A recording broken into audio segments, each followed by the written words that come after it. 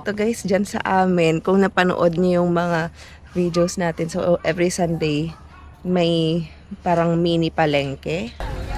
Lagyan namin. Ah, then yung slice nito is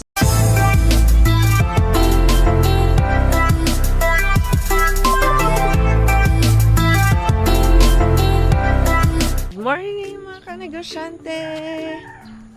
It's kagigising lang namin ni Gabi. And kagabi guys, mga 2:30 na tayo nakatulog. Kanina pala.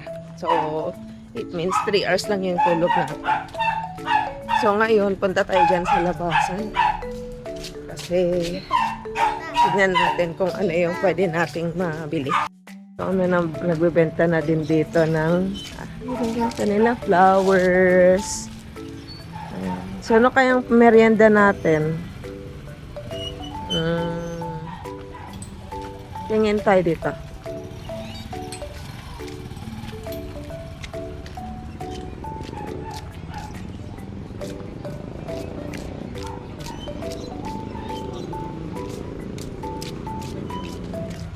Ayan.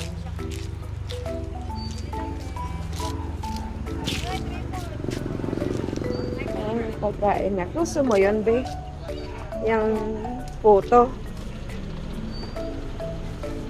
Di, piyoto. Piyoto. Sa gumano datay?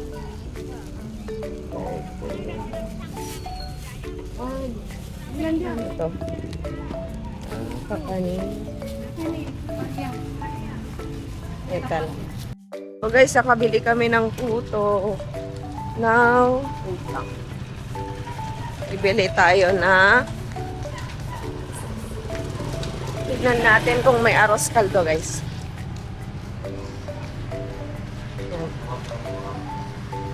May nag-church.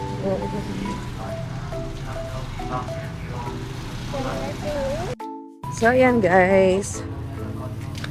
May palabo.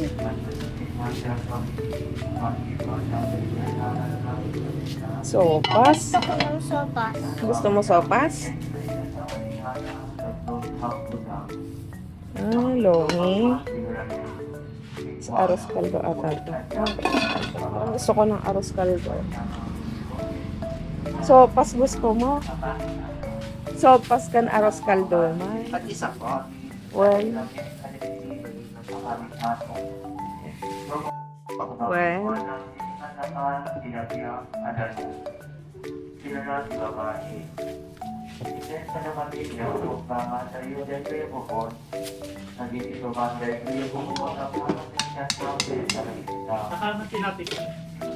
You want the sopas, baby?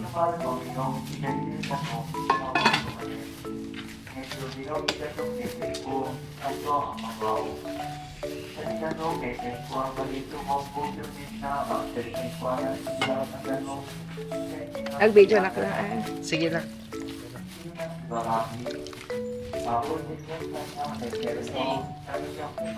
Ayan, sabi kita.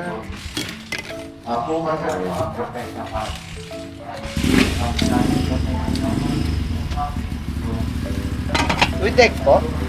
Chicken niya kada egg na. Di arroz caldo. Oray di ko awanan. May sala. Paano amin? 7.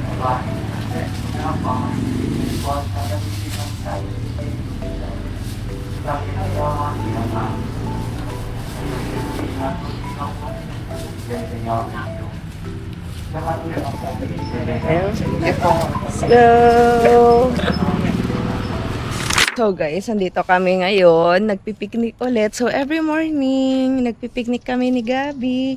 And ano yung binili mo, Bi? Sopas. Sopas. Tapos, puto. O, pakita mo kung paano ka kumain ng sopas. Kumakain si Gabi ng sopas. Yummy. So guys, ako naman is arroz caldo. Ayan. So, ngayon, ang maganda dito guys, dyan sa amin, kung napanood niyo yung mga videos natin, so every Sunday, may parang mini palengke dyan, o mini market.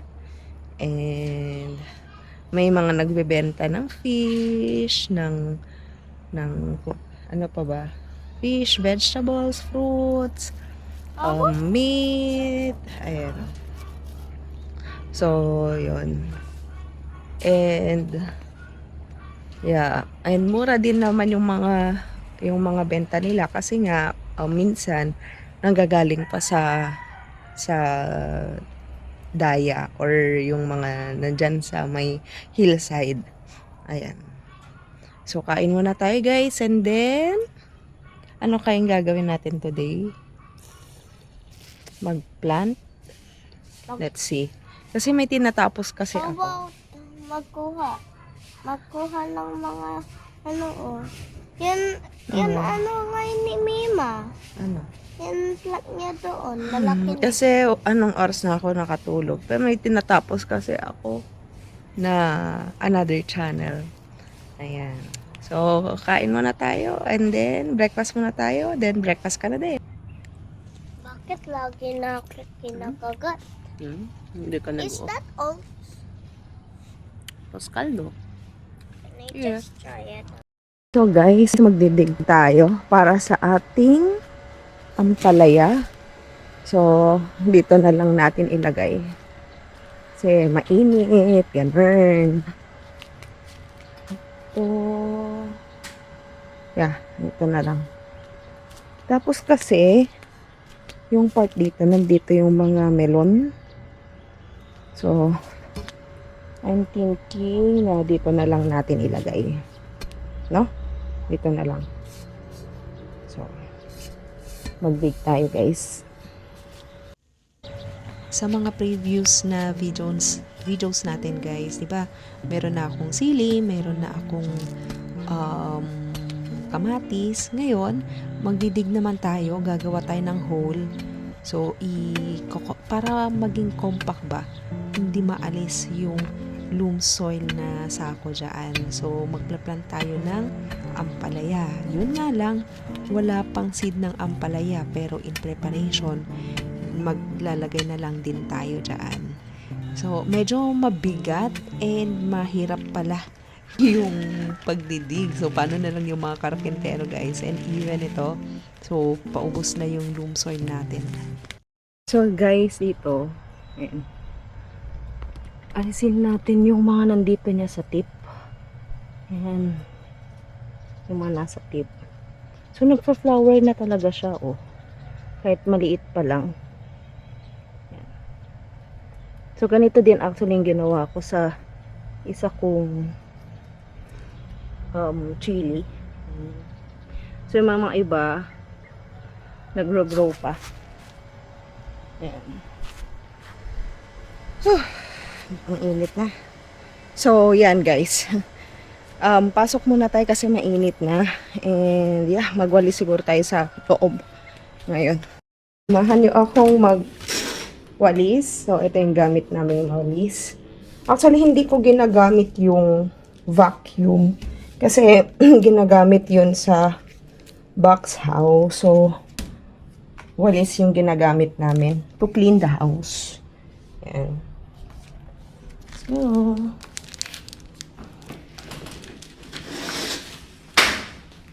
So, yung isa, this is for the kitchen and the other one is for the living room.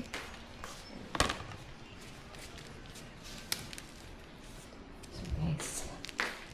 Ito pala yung ginagamit namin na walis.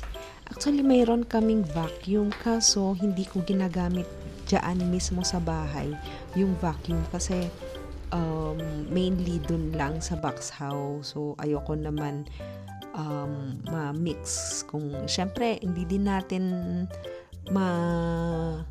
meron at meron pa din talagang mga bacterias, di ba? Hindi naman na i-sterilize, ganon. So, yan na lang yung ginagamit namin. And I hope na makakabili tayo ng vacuum din para dito sa bahay.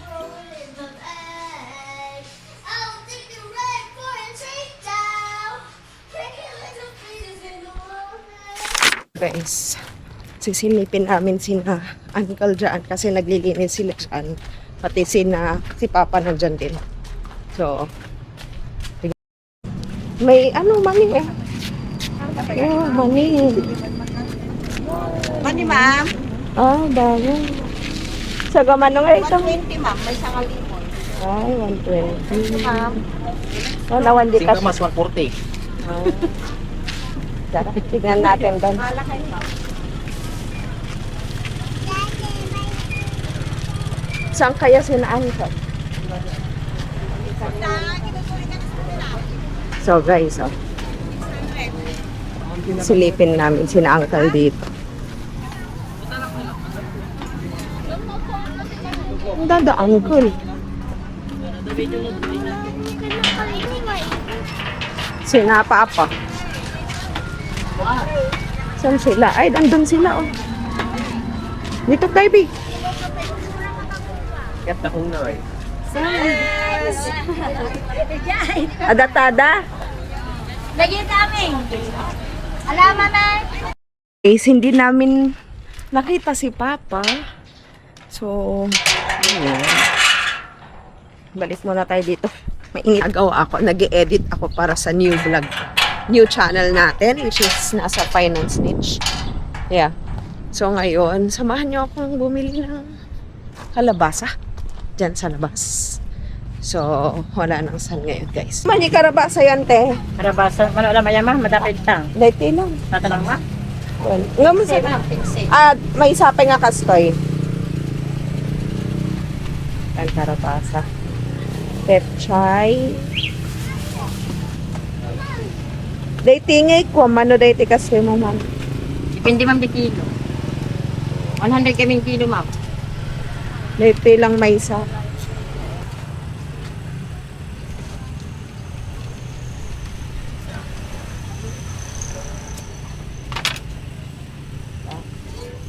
Dito, tarong kanin, ay tarong. Dito, ampalaya kan.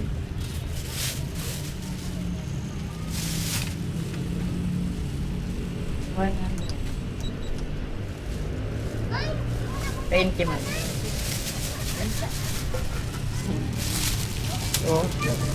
So guys, magluluto si ma'am.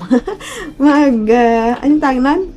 Prep tayo for pinakbet. So ito yung gagamitin natin. Sitaw. Mama, anong name neto? Palang. Kasi palang. Tapos, meron tayong ditong eggplant. Then, ampalaya or bitter gourd. Then, meron tayong squash or, squash or kalabasa. Then, we also have okra. Yan. So, i-prep natin ngayon. So, ganito lang siya. So, ang ulam natin later is pinakbet. So, it is an Ilocano dish. Originally, dito sa Ilocos. And, meron siyang bagoong. Or what we call in English, anong bagoong na? Fish. Fermented fish. Ayan. So, we are doing like this. Ayan.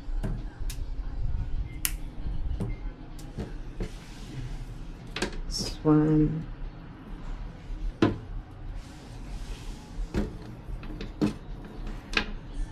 Ayan.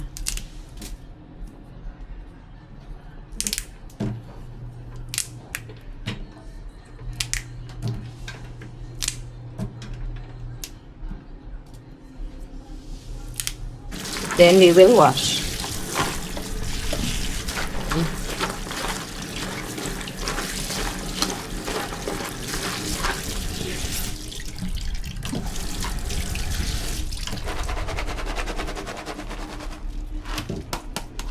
Then next is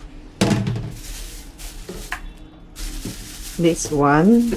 So later na natin i-slice, but we will have or we will slice it. Okay.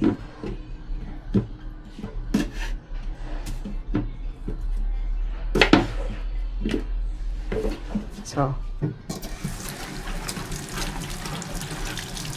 Kasi mag-block niyan sila.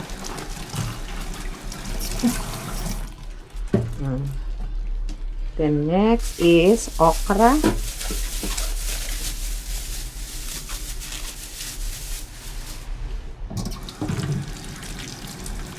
Okra. Then yung slice nito is ganun siya.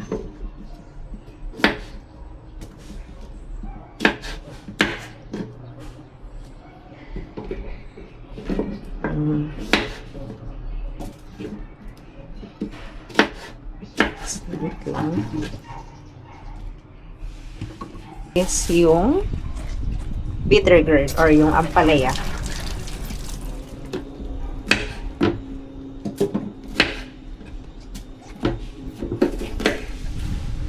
Ah.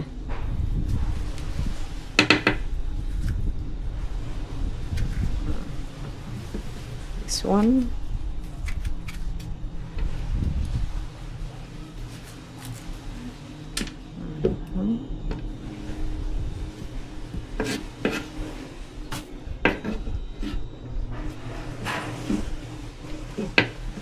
Then, ito lang siya. Slice lang.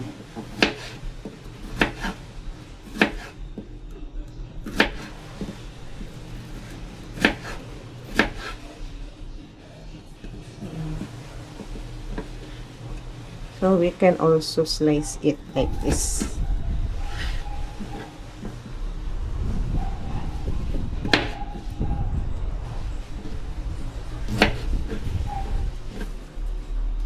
Then another one is this one, squash.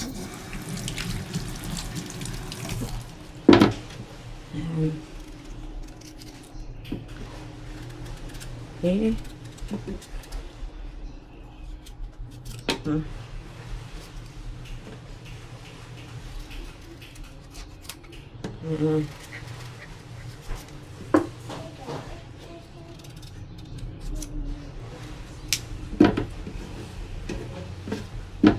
Hugas ako. No, hindi ko scan. Yes.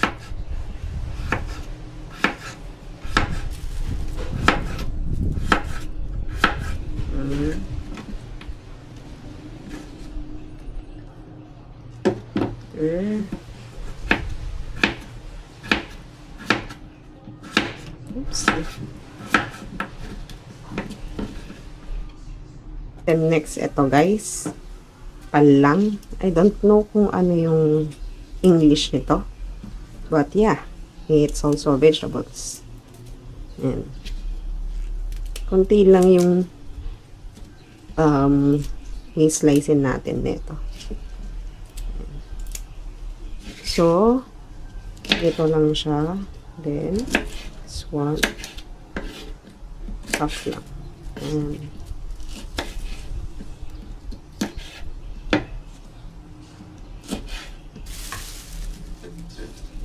let's see. This one. Then, next naman tayo, guys. Onion, garlic, tomato, tapos ginger. Ito yung kailangan natin. Then, first, itong garlic.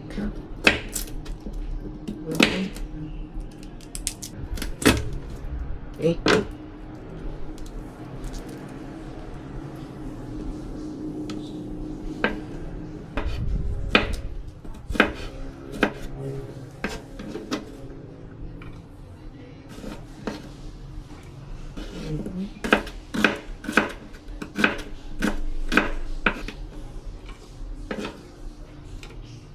Next is ginger.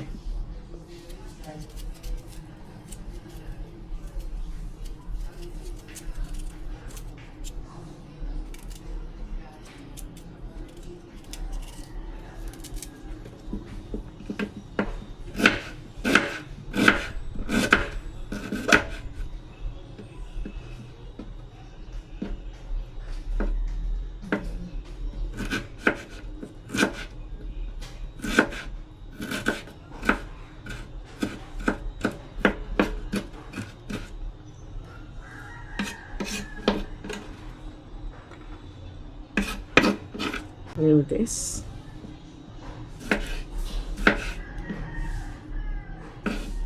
Oops.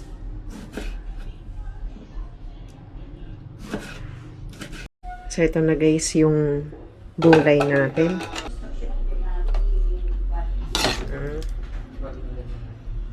Oh. Ay, ka ng gulay. Ha? Kanain ko nga maaari ko din. Amen. It's food. Karinderya.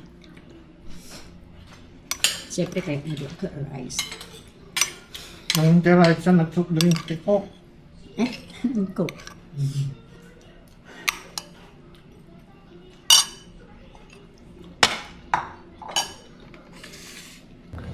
So guys, nakatulog tayo. Parang 2 hours akong nakatulog. And yeah. Nakatulog ka? Hindi. So yun guys, medyo cloudy today. Parang uulan. And nandito kami sa andito kami sa labas ulit. Anong ginagawa natin? Happy picnic! Ayan, so nagkakape ako, tas Milo naman si Gabi. And ayun. Tomorrow is another day. Yeah, Monday. So, Tita, ano nga yung mag-cheers? cheers daw kami.